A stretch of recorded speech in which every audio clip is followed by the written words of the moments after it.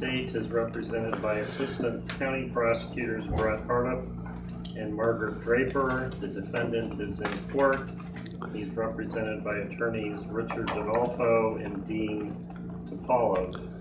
The state filed a motion in limine seeking to exclude the report of Dr. John R. Becker that was prepared at the request of the defense. Does the state care to be heard on its motion? Your Honor, the state would submit in its brief. Okay, you filed both your brief in general and a response brief, correct? That is correct, Your Honor, and the state would request time for rebuttal and response should the defense make an argument. Okay. On behalf of the defense, Mr. D'Adolfo and Mr. Topolo. Thank you, Your Honor. Your Honor, the defense would likewise submit our response brief to the court for consideration. The defense would also like to make a brief argument in favor of our position. Go ahead. Your Honor, in our brief, we are asking the court to allow the testimony of our expert, Dr. Becker, based on his supplemental report from April 7th, 2015, where we believe intervening cause can be proved by showing that there was gross negligence on the part of the hospital and the doctor involved, emergency room doctor involved. We would ask the court to take into consideration and to that maybe ruling on this motion at this time is premature. All the information that the defense is submitting, stating that there was gross negligence or an intervening cause of willful and wanton recklessness on the part of the hospital, is based on not any depositions of witnesses, doctors, or nurses, but it's based on the discovery we requested from the state of Ohio and the information that was provided to us. Your Honor, the defense believes that we should have an opportunity to cross-examine those state's witnesses and possibly call witnesses from the medical field of our own to show that there was intervening causes that her life and the life of the baby could have been spared if the hospital had acted differently. So we ask you to take that into consideration. Take into consideration, I know that the state cites a number of cases, the State versus Champlin case that was actually tried right here in this courtroom. The facts in this case, which are not fully before this court, can be distinguished from all the cases that the state has cited in their brief.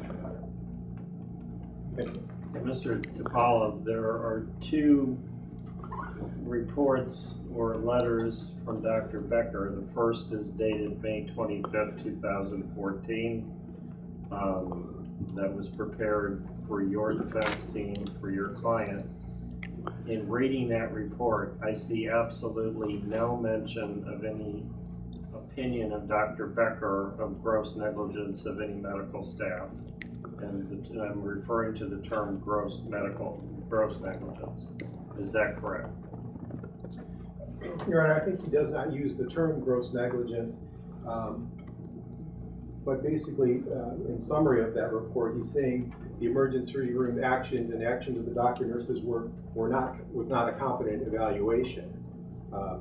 Where if a person had, they make the argument, more skillful medical treatment or better higher quality hospital, we're not arguing that. We're arguing that if she would have just gotten competent health care, we wouldn't be here today, Your Honor. And that's because the hospital was reckless and willful and wanton in the disregard to the patient and the victim here.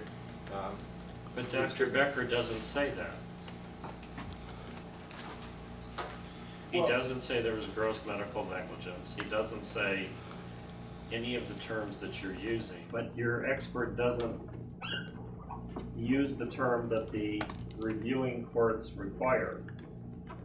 And then looking at the April 7th, 2015, he again, Dr. Becker, does not use the term gross negligence. The patient reported to the medical staff, and that's why I think it's premature for the court to make a ruling at this time until we've had a chance to cross-examine or to prove. I think it should be a jury issue whether the hospital acted willfully and wantonly or recklessly in the treatment of the patient. The court and the Court of Appeals requires to let that type of evidence in. I mean, it's pretty clear.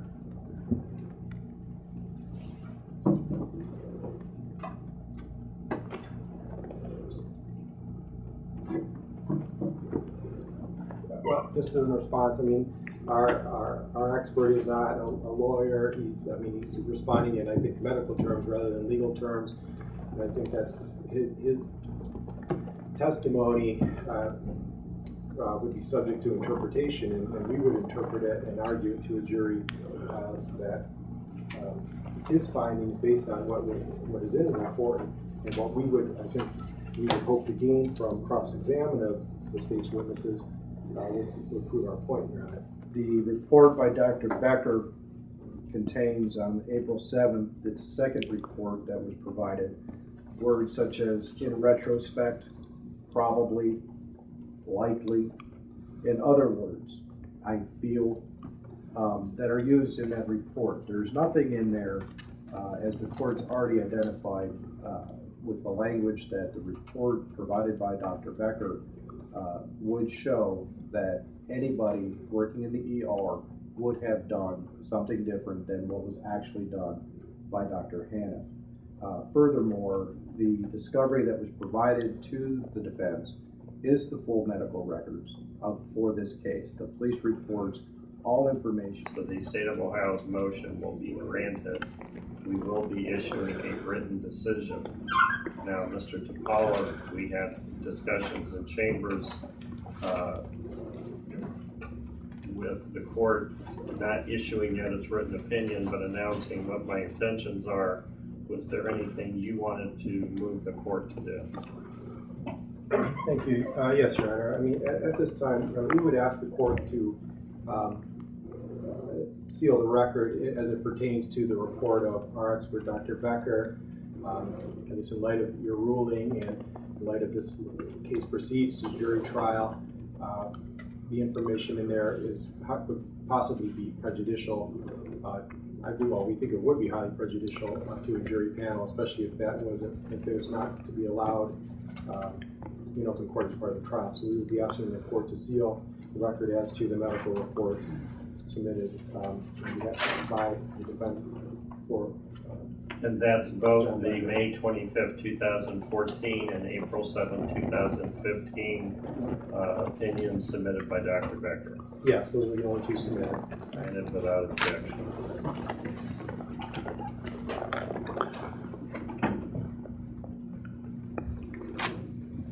Anything further on this matter on behalf of the state?